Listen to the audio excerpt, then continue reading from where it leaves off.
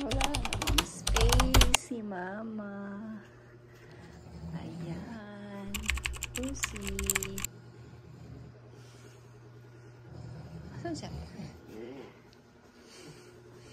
Ang lakas ng snore ni Papa. Diyan na lang siya sa side. Kasi wala nang space dito. Ayan ang aking mga bebe. Tapos meron pa dito sa labas.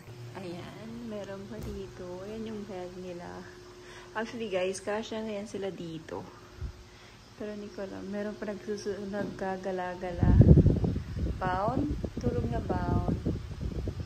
Aking cat. Umuwi na. Saan kaya ito pupunta?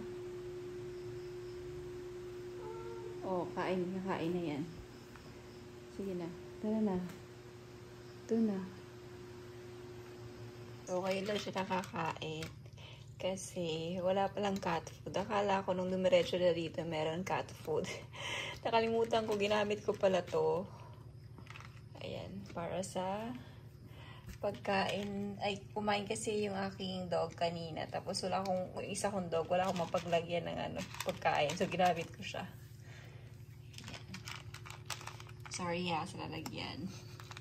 Marami na, meron siyang lalagyan na nasa labas. Eh, meron pa kasi doon mga pusa na nakain. So, ayun, yun na lang. Ano? Dugis mo naman, anak. Saan ka na lang makipaglaban? Gwapo-gwapo tong anak ko eh.